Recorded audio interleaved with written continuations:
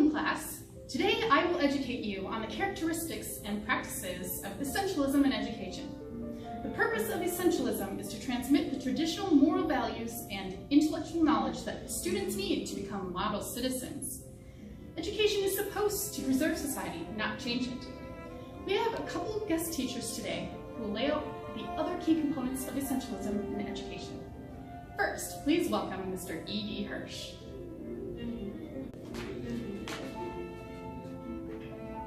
Good afternoon, everyone. My name is E.D. Hirsch. My belief regarding the need for education is quite simple: to make sure everyone knows the basics, or the skills one can't go through life without knowing a little something about. These subjects include math, science, history, literature, and foreign language. The curriculum for these subjects is predetermined by a teacher or other authority group. Students learn primarily from textbooks and teacher lectures. An essentialist classroom would consist of students sitting in individual desks in a uniform fashion facing the instructor.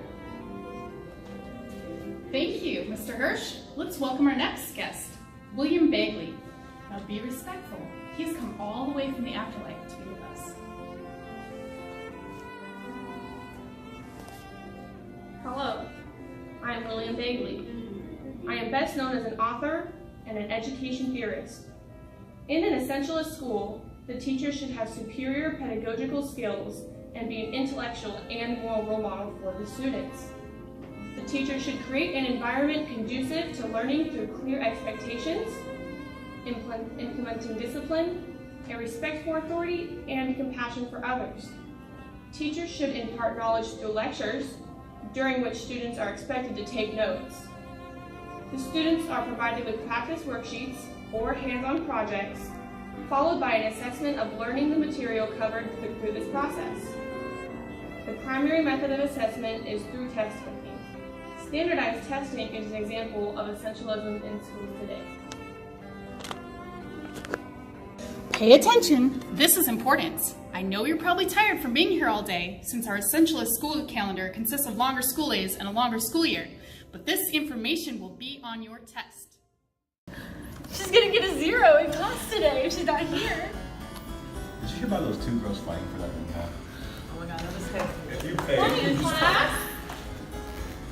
Alan, do you Yeah. have something to tell me? I really love your dress. He ripped his book. Alan, Love your dress. is that how we treat toxics? Okay, class, I need you to open up to page 132. We're on chapter 11. Why are we even reading this? God, this is so dumb. What does this have to do with the real world? Guys, this is the classic. It's teaching It's us. classically boring. You guys, To Kill a Mockingbird is a classic, and it's filled with lessons relevant today. For Prentice, the idea of education is to teach students the great ideas of Western civilization. The focus is on ideas that are everlasting and to seek enduring truths. Hey, I heard you're trying a more progressive approach in your classroom. How's that going? Really well. The students wanted to learn why wars happen, so I'm letting them study whatever war they want. Is that on the curriculum? They make their own curriculum, actually. Then how do you know what they've learned? They'll present what they've learned in a presentation at the end. I already have a few students wanting to recreate war propaganda or doing short films even. That's awesome. I could come in and help them with their painting and films if that's okay with you. Sure, the more the merrier. Oh, I'm totally progressive, you guys. I mean, in my classroom, the students are allowed to construct their own knowledge based on the textbook, as long as it's the chapter that we're covering. Don't think that's exactly what we had in mind. Do you have a lot of hands-on activities, maybe? Oh, sure. I mean, the students put their hands all over the Scantrons. Like, all over them. Well, progressivism is more student-centered. Yeah, the students determine what they want to learn. And it focuses on the whole student. Physical, academic, moral, emotional.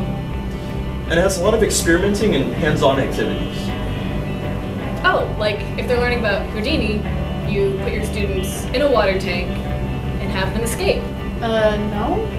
Yeah, don't drown your students, please. Oh. What you doing? It's for a class project. What class?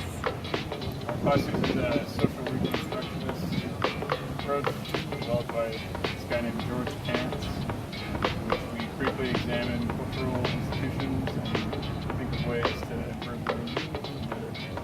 What's this one for?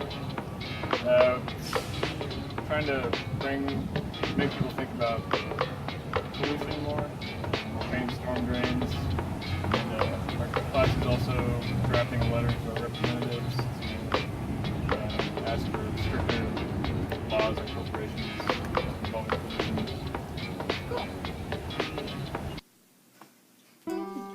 Imagine a school. We believe in allowing students to make their own choices and opportunities that allow them to develop at their own pace and follow their interest, by following our students' dreams and releasing them to the freedom of their own personal goals and achievement. They are responsible for their own progression through school and will be guided by the community. Learning doesn't always need to be dictated by teachers. We believe children should have a say in what they are learning. It doesn't always have to be so mind-numbing either. Through play, children are able to gain crucial knowledge about social skills, and through projects and hands-on activities, our students will learn valuable information that is far from boring. There is freedom and flexibility for each student to pursue their interest, and our curriculum fosters these curiosities. We believe that education could happen anywhere, whether in a classroom or under a tree. In an extensional school, the teachers are facilitators of learning and self-reflection, rather than authority figures. The curriculum is guided by each student's interest so that each student can learn about whatever they are interested in. We expose students to a wide range of options from which to choose their own identity, goals, and values, and give them the freedom to choose their own path. My name is A.S. Neal. Come to Summerhill, where you can be yourself, learn about freedom, what it means to be an individual. You can govern yourself. No one will be in control of you at Summerhill.